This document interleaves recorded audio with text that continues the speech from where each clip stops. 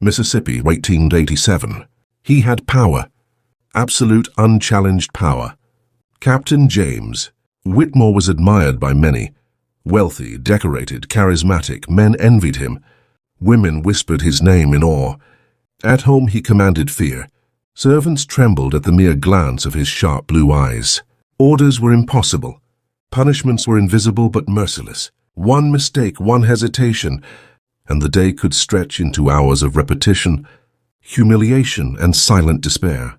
No one outside suspected. They only saw prestige. He smiled in salons. He charmed visiting officials. He laughed at grand dinners. But inside the plantation walls, he ruled like a shadowed tyrant.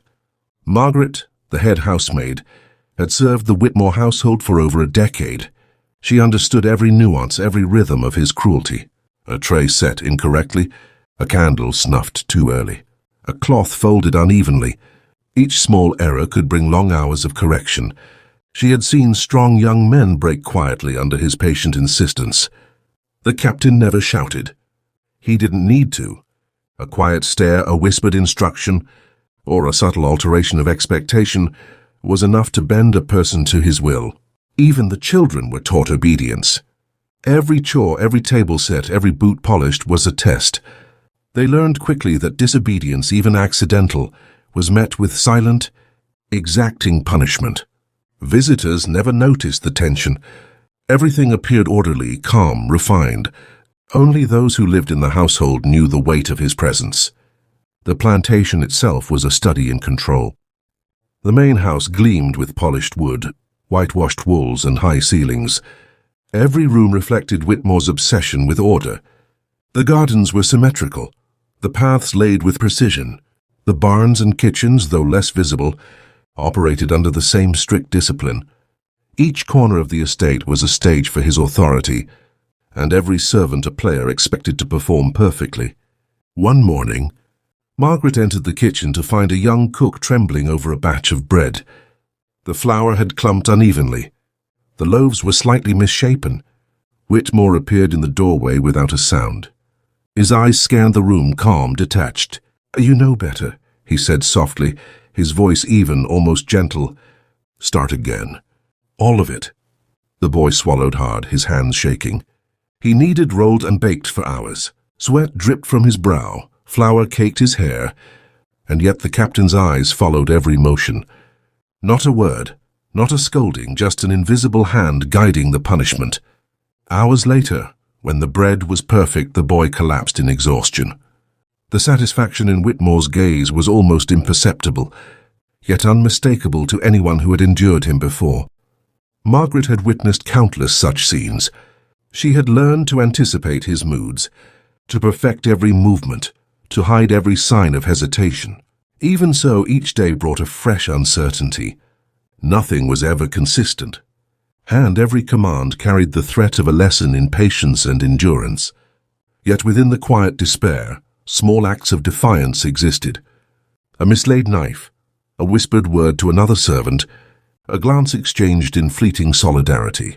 These acts were subtle, often unnoticed, but they were sparks of human spirit amid oppression. Whitmore noticed them. He catalogued every whispered conversation, every exchange of glances, turning even tiny rebellions into new instruments of control. The estate's labor extended beyond the house. Fields of cotton stretched across the horizon under the harsh Mississippi sun. The overseers were chosen carefully, men who enforced discipline as Whitmore commanded. Workers in the fields moved under strict schedules, each row picked meticulously. Mistakes were corrected with quiet cruelty, a slowed pace, extra hours, subtle humiliation that left no marks but drained the soul. Even the youngest children on the plantation, the Whitmore heirs, observed these rituals. They were taught obedience and vigilance, to mirror the discipline that their father demanded. A simple glance, a poorly tied shoe, to hesitation during lessons. These were noticed, corrected. Every corner of life was scrutinized. Whitmore's cruelty had a pattern. First observation, then expectation, then correction. Rarely harsh words, almost never blows. It was a subtle, patient tyranny. calculated to leave no physical scars, but endless mental ones. Servants were always aware, always anticipating the next instruction, the next judgment, the next invisible test. Life became a long rehearsal, where perfection was demanded, and failure was inevitable. Even the smallest mistakes carried weight. A misaligned chair at the dinner table could send a maid to polish the silverware repeatedly until midnight. A misplaced footstep in the hallway could mean scrubbing floors on hands and knees until the wood gleamed under the lantern light. The punishment was never shouted. It was always quiet, measured, and relentless. At night the household was not quiet. Servants whispered in corners, huddled together for comfort, sharing stories of endurance, minor victories, and tiny humiliations. Each one carried the invisible chains of Whitmore's tyranny. Margaret often walked the halls, checking candles and listening to the subtle hum of exhaustion. She had learned the rhythm: move silently, anticipate, comply. A single misstep could unravel a week's careful work. Whitmore's private life was no less calculated.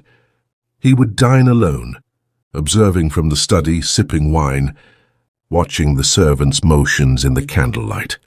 Occasionally he would offer a word of praise, not often and always measured. A rare smile could devastate, for it created hope that was quickly replaced by renewed expectation and correction. The young footmen and housemaids learned quickly. Mistakes were magnified, perfection demanded. They measured each breath, each movement, each glance. Margaret often wondered how long a person could endure before breaking entirely. She had seen men and women collapse quietly, silently, their pride shredded, so their energy drained. The captain did not notice their collapse. He noticed only the correction of imperfection. Yet amidst this oppression, small sparks of human spirit remained. A servant misplacing a chair deliberately, a whispered joke shared in the kitchen, a glance of understanding between two who had endured the same punishment. These moments were tiny, almost meaningless, but they were the only relief from the relentless perfection demanded by Whitmore. The plantation, the house, the fields, they all served as extensions of his will. The architecture, the daily rituals, the strict schedules, all reinforced the lesson. Power belonged to him, and obedience was the only currency of survival. By the end of the first year, every new servant understood. Silence, anticipation, compliance, these were not suggestions. These were survival. Every step, every gesture, every word was observed. Every deviation was catalogued, and all of it contributed to the invisible web of control that made the Whitmore plantation a place of quiet terror. The oppressive rhythm of life under Captain Whitmore was unrelenting. Every day was a test, every hour measured, every glance, every word, every motion scrutinized. And yet, even under such tyranny, the human spirit persisted in small, fleeting acts of defiance. This was only the beginning. The morning light crept through the tall windows, spilling pale beams across polished floors. The servants stirred, moving silently, each aware of the invisible eyes that measured every motion. Eliza's hands trembled as she carried a basket of linens down the narrow corridor. A slip of fabric could be enough to invite scrutiny. She swallowed her fear and adjusted her pace, rehearsing perfection in every step. In the kitchens, the cook labored over the morning meal. Flour coated his hair and hands, his every movement exact. The aroma of baking bread mingled with the sharp tang of tension. A misaligned pan, a slightly cracked egg, anything could trigger hours of correction.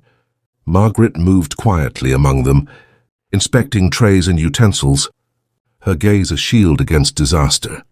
She whispered instructions softly, reminders of the rhythm they must follow, the order they must maintain. Each word carried weight, each gesture a lesson in survival. Outside, the fields awaited. Laborers bent over rows of crops, their backs aching under the sun. Their hands were raw from constant work. The overseers moved among them, silent and precise, echoing the authority of the master without the need for words. A slight misplacement of a plant, a faltering pace, these were corrected immediately, often without overt punishment. but with a presence that pressed like a heavy hand. Inside the main house, even the smallest sounds were measured. The brushing of fabric against a wall, the clink of silverware, the whisper of conversation, each was part of the symphony of order, each note observed. Servants learned to anticipate expectations before they were voiced, a skill born of necessity. Margaret found the young footman Thomas trembling over a tray of polished silver. "Focus," she murmured, placing her hand briefly on his shoulder. He nodded, though his eyes were wide with fear. Even this small reassurance was dangerous. It had to be given quietly, subtly, lest it attract attention. In the garden, flowers were tended with the same precision as the house. Rows of blooms, trimmed and aligned, reflected the obsession with order that defined the household. A crooked stem, a leaf out of place, a weed overlooked. Each flaw was a crack in the facade of perfection, a potential lesson in endurance. Even the youngest children moved under silent instruction. Play was structured, lessons exacting. Every misstep corrected not with harsh words, but with the quiet, insidious insistence on perfection. They learned that any lapse, however small, invited the invisible weight of authority. At midday, the servants gathered briefly for water. They spoke in whispers, sharing observations, fears, and small victories. These moments, fleeting and secretive, were lifelines. They were the thin threads of solidarity that held together a household, ruled by unseen tyranny. Yet the master noticed. He catalogued glances, whispers, minor deviations. Each act of minor rebellion became an opportunity for reinforcement of control. The punishments were subtle: extra work, meticulous repetitions, prolonged tasks, but the effect was absolute. Humiliation built quietly, like a slow tide eroding confidence and hope. The afternoon sun cast long shadows across the estate. Work continued in every corner. Candles were prepared, floors swept, animals tended. The rhythm of labor was relentless. Every motion observed, every breath measured. The pressure never ceased. Even the slightest hesitation drew attention, even if no words were spoken. Margaret checked the young maid Eliza as she arranged linens. "Steady," she whispered. "Remember the rhythm." Eliza's eyes darted nervously. The words were barely audible, but they carried a lesson. Survive by anticipating expectations, by perfecting every movement, by hiding all doubt. Small acts of resistance persisted. A tray slightly misaligned, a whispered joke, a fleeting smile shared across the kitchen. These were invisible yet powerful. They reminded the oppressed that life, though harsh, could still hold fragments of agency. Even in the fields, the laborers found subtle ways to reclaim autonomy. A misaligned row of crops unnoticed by the overseer, a pause taken in the shade, a quiet exchange of words among those enduring the same toil. Each act carried risk, yet each act was a pulse of humanity within the rigid structure imposed upon them. Evenings were a test. Dinners prepared with care, tables aligned, floors polished. Fatigue weighed heavily, yet no one could pause. The unseen gaze of authority was constant, assessing, measuring, cataloguing. Silence reigned in the dining hall, the atmosphere tense, every movement a rehearsal in restraint. At night, whispers filled the servant quarters. Stories of endurance, advice, and small victories passed from one to another. Laughter was rare, subdued, dangerous, but it existed in tiny bursts, enough to remind them of life beyond servitude. Every whispered word was a defiance, delicate yet vital. Margaret observed the young servants, guiding them silently. She pointed out tiny imperfections, corrected posture, adjusted trays. Each gesture was calculated, careful, designed to teach without provoking ire. Experience had shown that overt assistance could attract the master's notice, so every intervention was subtle, almost invisible. The day ended as it began, with anticipation and tension. Even sleep was measured, for the next day would demand equal precision, equal vigilance. Each movement, each breath, each word carried weight, and every deviation was a chance for correction. Through this constant pressure, the human spirit persisted in quiet, almost invisible forms, tiny sparks of rebellion, brief moments of humor, fleeting camaraderie among the oppressed, these were the threads that held the household together. By nightfall, the pattern of endurance had been reinforced. Every servant had learned the language of survival, the rhythm of obedience, the dance of perfection and fear, and yet beneath the compliance, subtle defiance endured, waiting for moments of opportunity, silent and persistent. Life under tyranny continued. Every hour was a lesson, every day a trial. And even as exhaustion mounted, even as the weight of authority pressed relentlessly, the servants endured. They adapted, survived, and held fast to the tiny remnants of autonomy that remained within their control. This was the rhythm of the household, a relentless, invisible tyranny, punctuated by small acts of resistance. And it was far from over.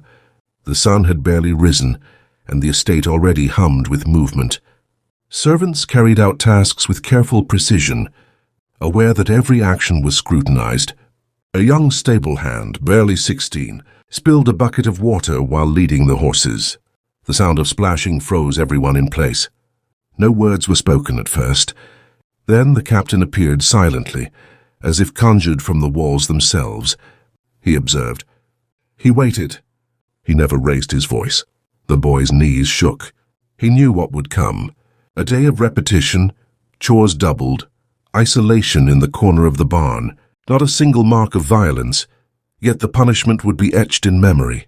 Margaret, moving between rooms, noticed the tension ripple across the household. She whispered guidance to those nearby, teaching how to bend, how to anticipate, how to survive. Her words were quiet, almost secretive, but necessary. Survival required precision, obedience, and the ability to hide even the slightest hesitation. Meals were prepared under constant scrutiny. Each plate aligned perfectly, every utensil in its precise place. A slightly tilted cup, a misaligned spoon, and the punishment would be applied not loudly, not with anger, but with a meticulous, grinding insistence on perfection. Every task could stretch hours into exhaustion. Outside, the fields were alive with labor. Overseers moved among workers, their presence a shadow of the master's authority. Hands blistered, backs bent, eyes forward. Even a brief pause to wipe sweat from the brow was noted, catalogued and corrected with subtle cruelty. One misstep could result in extended hours of toil under the relentless sun. A minor tragedy struck quietly that afternoon. The young cook, Thomas, dropped a tray of freshly baked bread. He had barely recovered from earlier corrections, and now the broken loaves lay scattered across the floor. Whitmore entered silently, his presence like a tightening vice. No words, no gestures, only observation. Hours of repetition followed. Thomas had to start again from scratch, kneading, rolling, baking. The heat pressed down, the flour burned his skin, his hands raw and aching. No one intervened. All who watched understood. Survival depended on endurance, patience and silent suffering. Even small mistakes in the children's lessons could spark correction. A mispronounced word, a misremembered date, a hesitation in reciting history. Each was met with quiet insistence on perfection. The weight of expectation bore down, and the young ones learned quickly. Error was unacceptable. The servants' quarters became a place of whispered counsel. Margaret taught them how to anticipate commands, how to conceal fear, how to perform without hesitation. She had learned, over the years, that overt guidance could attract the captain's notice. So every word was deliberate, almost invisible. Small acts of rebellion persisted. A tray slightly misaligned, a whispered joke shared among friends, a fleeting smile at a shared memory. These gestures were tiny, almost meaningless, yet they carried weight. They reminded the oppressed that even under tyranny, the human spirit persisted. Even the animals reflected the discipline of the household. Horses groomed to exacting standards, dogs trained to respond without hesitation, livestock managed with precision. Every living thing on the estate existed within the rigid structure, reinforcing the invisible chains of obedience. At dusk, fatigue was palpable. Servants moved slowly, yet with vigilance. Every motion calculated, every breath measured. A single misstep, a delayed action, could prolong the day's labor, extend punishment, or attract scrutiny. The rhythm of obedience was relentless, unyielding, and inescapable. Small tragedies continued quietly. A young maid, exhausted, tripped while carrying a tray. A plate shattered, sending shards across the floor.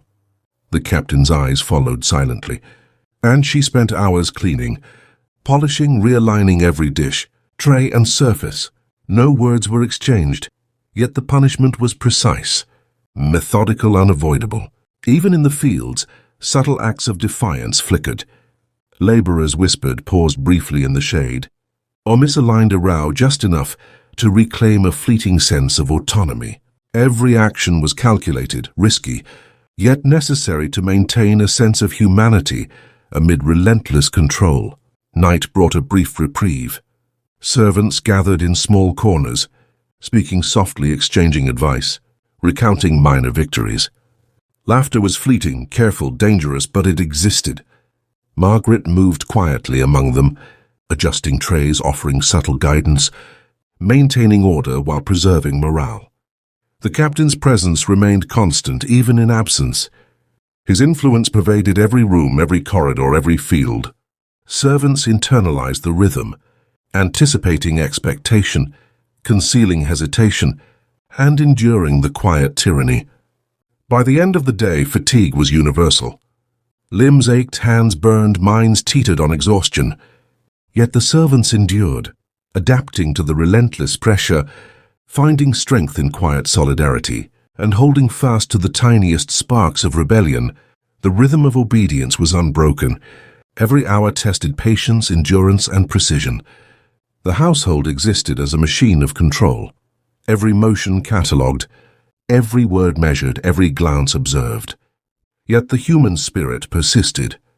Whispers, jokes, fleeting smiles, they were invisible victories, proof that life continued even under tyranny. Each spark of defiance, though small, carried meaning, hope, and resistance. As the night deepened, the house grew silent. Fatigue pressed on the bodies of the servants. Yet beneath exhaustion, determination remained. Survival demanded endurance.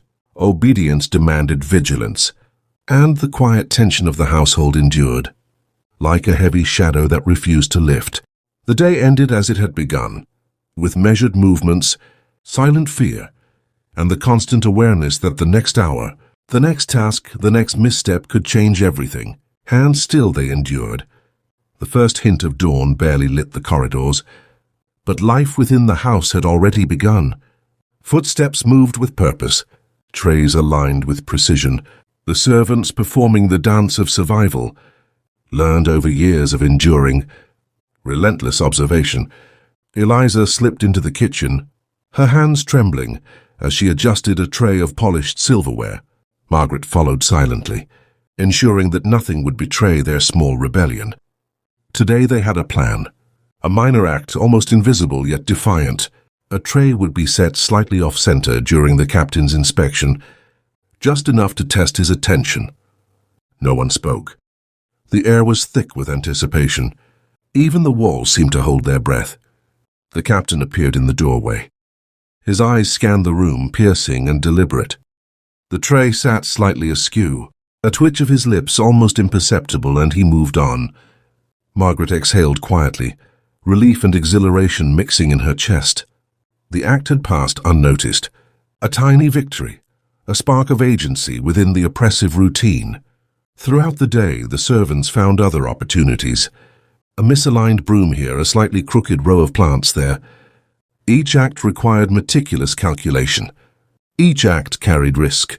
And yet, each act reminded them that even in the strictest tyranny, human will could endure. In the fields, laborers whispered under the guise of routine tasks.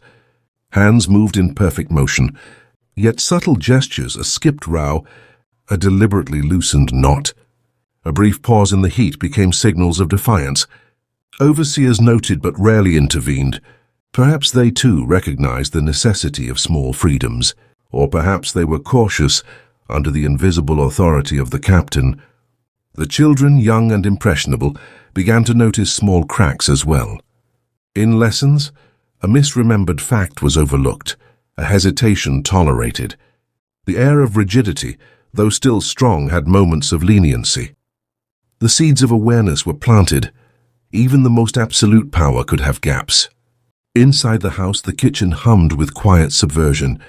Servants shared glances, brief smiles, whispered advice.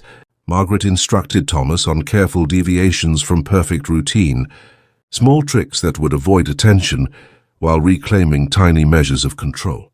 Each movement, each breath, each glance was measured. One mistake could unravel the subtle rebellion, yet the risk was necessary.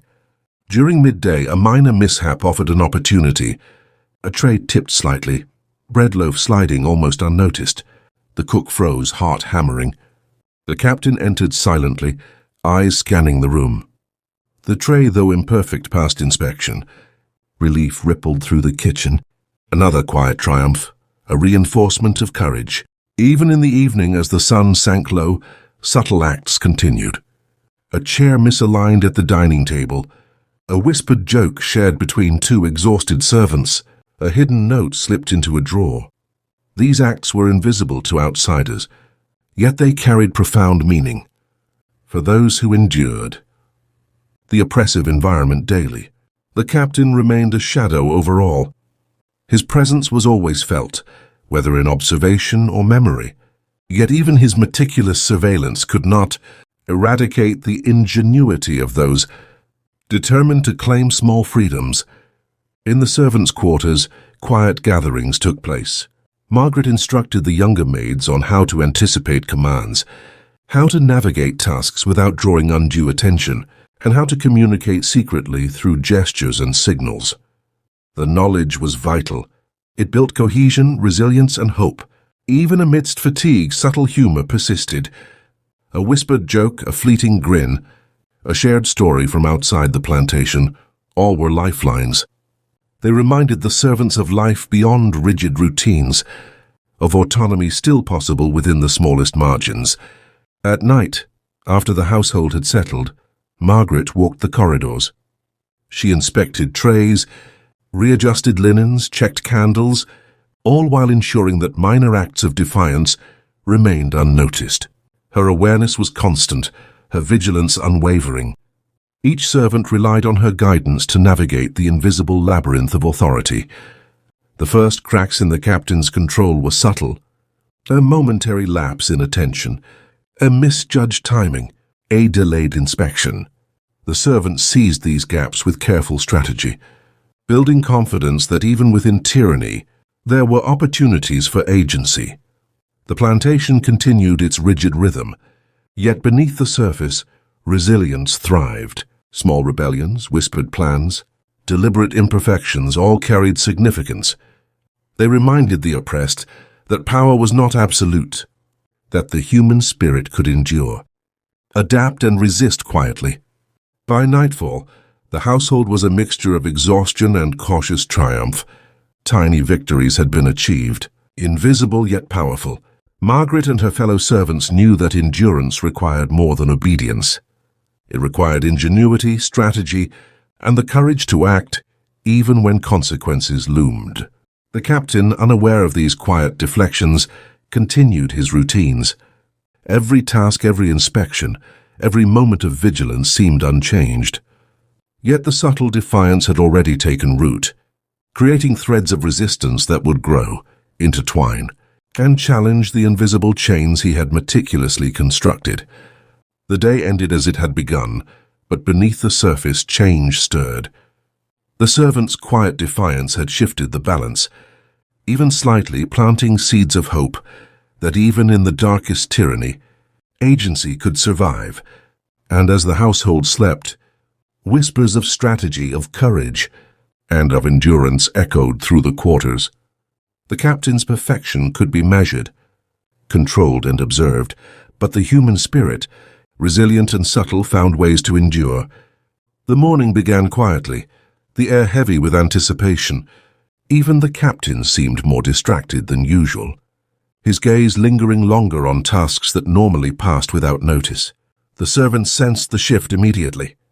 Margaret moved among them, noting subtle changes. A tray that was slightly misaligned drew only a passing glance. The young cook, Thomas, dared a small adjustment without waiting for explicit instruction. Relief and exhilaration mingled, but caution remained paramount. One misstep could undo weeks of careful observation. The captain's overconfidence began to show. He assumed obedience as a certainty, his inspection brief and absent-minded.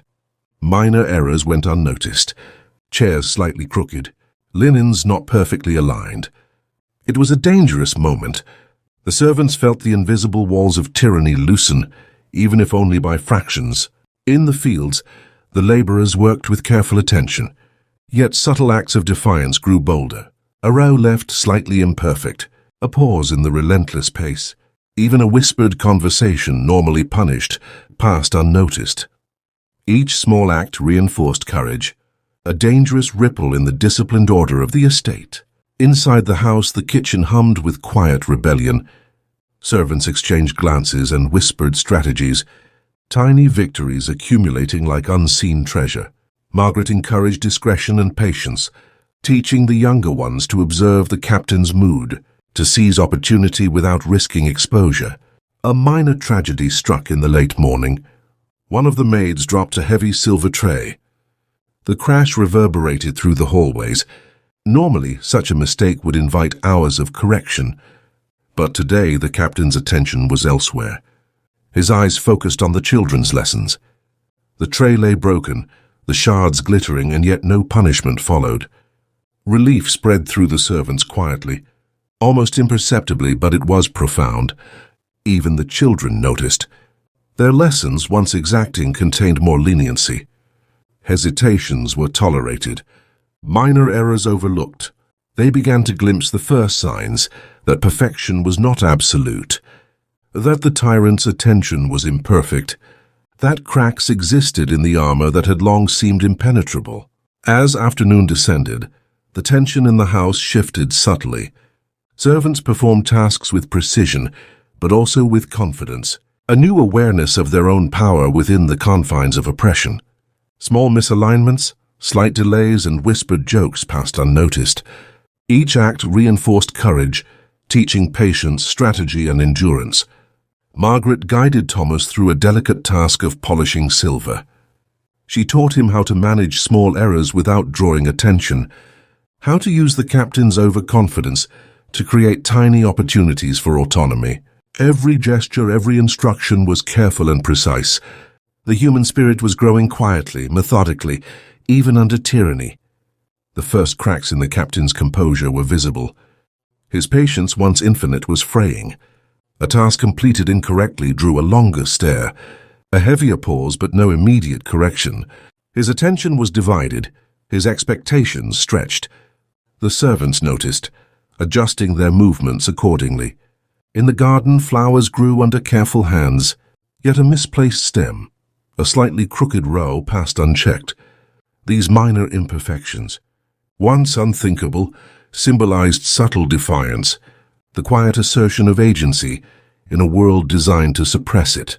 Evenings brought exhaustion, but also strategy. Servants gathered in corners, speaking softly of their observations, the gaps in the captain's control, and the opportunities to reclaim small measures of autonomy.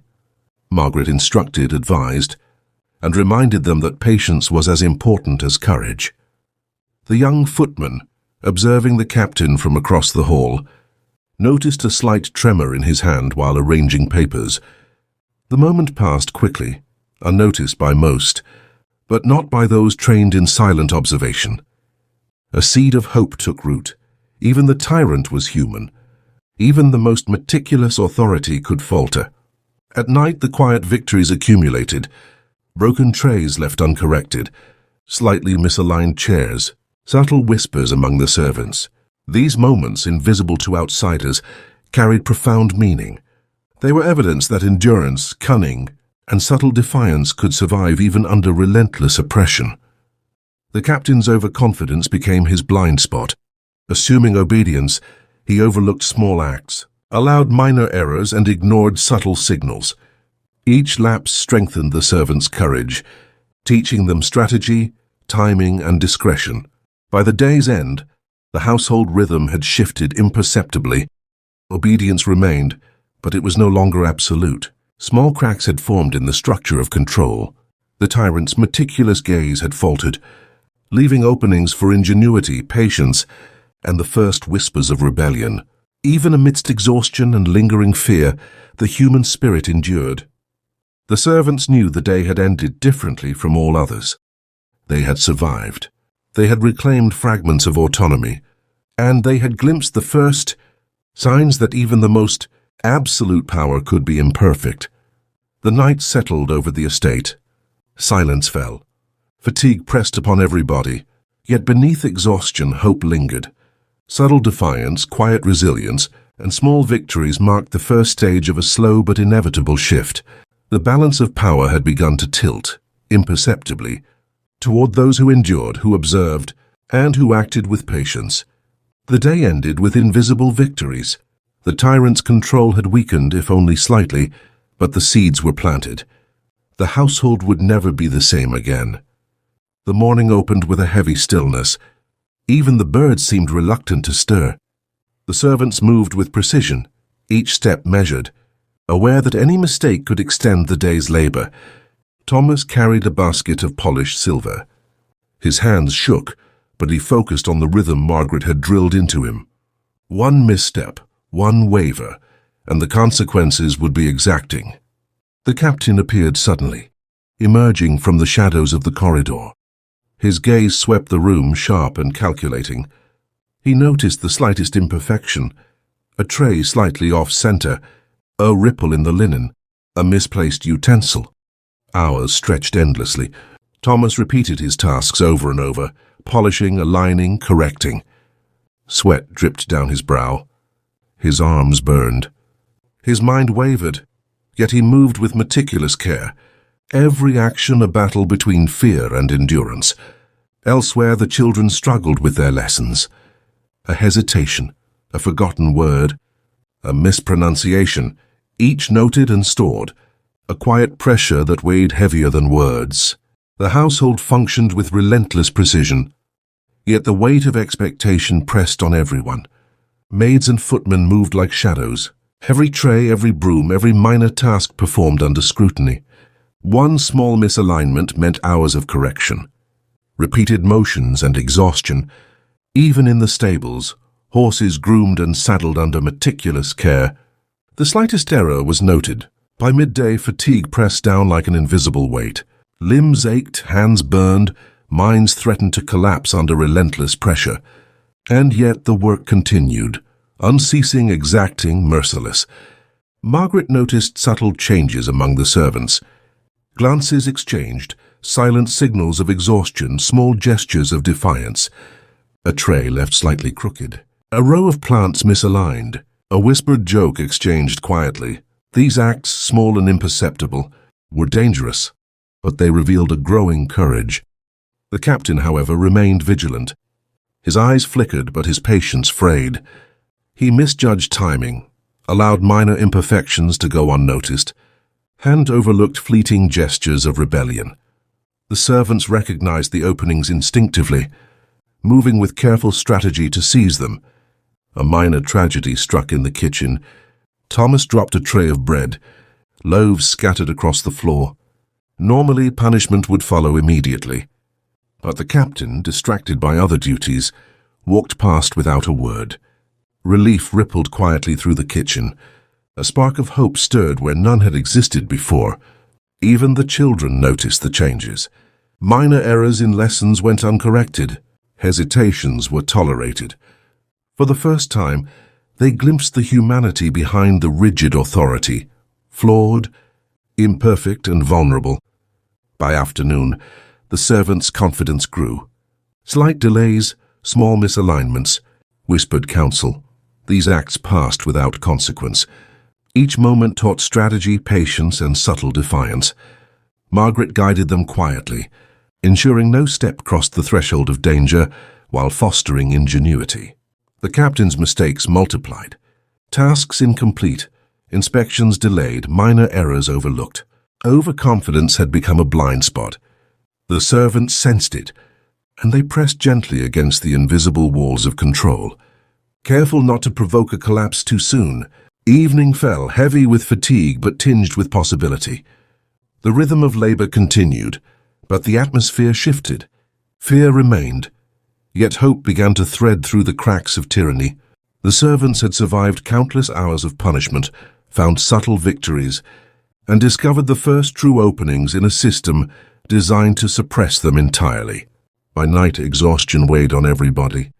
Yet strategy and subtle rebellion persisted. Broken trays left uncorrected, slightly crooked chairs, whispered signals, all were invisible triumphs, evidence that oppression could be circumvented with patience, skill, and observation. The breaking point had been reached, not through open defiance, but through endurance, strategy, and careful exploitation of weakness. The captain's overconfidence and distraction had created opportunities, and the servants had begun to recognize them, preparing for the final shift in control. He moved through the corridors, eyes sharp yet faltering, scanning every detail he had once demanded be flawless. But the house no longer moved as he expected. A tray left slightly askew in the kitchen went unnoticed. The youngest maid dared a brief glance at Margaret, and in that silent exchange, a tiny spark of triumph passed between them, unspoken yet profoundly meaningful. Tasks that had once consumed hours with endless correction now slipped by. Minor errors, misaligned chairs, slightly wrinkled linens, they accumulated, like sparks beneath the weight of his meticulous control. In the stables, hands that tended the horses were careful but deliberately relaxed. In the fields, rows of crops shifted subtly under laborers' hands, small deviations invisible to anyone, but those who had lived under the tyranny for years. The cook lingered over a loaf of bread, letting it cool just a little too long. It was a small gamble, one that would have been unthinkable a week ago. Today it passed unnoticed. Whispers circulated, soft and strategic, guiding movements and cautioning against exposure. Every act, though invisible to the tyrant, carried immense significance. The children faltered in lessons, mispronounced words left uncorrected, and for the first time, they sensed that the structure that had seemed unbreakable had weaknesses. Confidence flickered in their young eyes, mirroring the courage that had been nurtured in the servants over weeks of careful observation, patience, and small victories. In the dining hall, a tray tipped, silver clattering across the polished floor. The sound might once have shattered hearts with the promise of punishment. But the captain barely noticed. A fleeting frown, a distracted glance, and he moved on. Relief swept through the room, subtle yet electric. Small victories accumulated, forming an undercurrent of control that the captain no longer held. By afternoon, his mistakes multiplied. Instructions were delayed. Inspections skipped. Tasks once meticulously completed began to pile in minor disorder. What had been precise tyranny became disorganized, fragile. The household no longer moved like a machine. It moved like a living organism. Responding to gaps in his attention, Margaret directed the servants with quiet authority. Each misaligned utensil, each delayed task, each whispered piece of counsel was a calculated act. The rebellion was silent but cohesive, a network of small acts converging toward a larger effect. Every gesture and glance carried purpose. The tyrant's control faltered under pressure he could not perceive, and those who had endured so much had learned to exploit it perfectly. The captain's overconfidence became his undoing. Exhaustion weighed on him. His meticulous routines faltered. Tasks went incomplete. Minor oversights became opportunities. The cracks had widened into gaps, and the servants moved through them with care, discretion, and growing confidence. In the fields, laborers subtly misaligned crops, paused at critical moments, exchanged quiet signals. The house hummed with minor imperfections, each unnoticed by the tyrant. Yet the cumulative effect was monumental. Authority, once absolute, was fracturing in silence. As night fell, tension reached a fever pitch. Servants moved through tasks with quiet precision, fully aware of the shifting balance. Every tray polished, every linen folded, every horse groomed, carried the weight of strategy. The smallest imperfection tolerated by the captain became a victory. Each subtle act wove a narrative of agency, threading courage into the fabric of the household. The final confrontation, though never spoken, arrived in the form of oversight. The captain, exhausted, failed to notice a tray deliberately left crooked on the main table. Margaret's eyes met Thomas's across the room, a silent acknowledgement. The invisible rebellion had succeeded. The captain finally realized something was amiss. His sharp gaze swept the room, registering the patterns he had long demanded perfection from. A sharp intake of breath, a hand trembling as he reached for a misplaced cup. His face, long accustomed to calm authority, betrayed something new, uncertainty. His control, absolute for so long, had slipped away piece by piece, unnoticed until the moment it could no longer be ignored. In that instant, the household shifted. Minor imperfections, once meaningless, became the evidence of a new order. The servants moved deliberately, calmly, each aware that their patience, cunning and courage had orchestrated this turning point. The balance of power had tilted, silent yet undeniable. Even the children sensed it. Hesitations in lessons, small missteps, minor deviations, all tolerated, all evidence of cracks in the structure that had once seemed unbreakable. They watched, wide-eyed, as the tyrant's gaze faltered and his authority fractured, learning the first lessons of human resilience and subtle defiance. And then the final act. The captain's own hand trembled as he straightened the last piece of silver on the tray. His eyes met Margaret's, a faint, deliberate smile from her, subtle and unassuming, conveyed more than words ever could. In that single glance, the entire household understood. The tyranny had ended, not with violence, but with enduring strategy, observation and courage. The house no longer obeyed out of fear alone. Small imperfections now carried meaning. Agency, patience, and subtle defiance had reclaimed spaces once thought absolute. The shadow of control remained, but it was fractured, mortal and vulnerable. The day closed with silence that was no longer oppressive. The house exhaled, and in the stillness, the servants, the children, and the laborers recognized a fragile victory that would echo long after the captain's mistakes were catalogued in memory. The balance had shifted permanently. The tyrant remained physically present, yet the essence of his control had been undone. Every careful act of defiance, every whispered strategy, every patient endurance had converged, creating a quiet but irrevocable revolution. The plantation had changed subtly, irreversibly, and the first sparks of freedom had taken hold.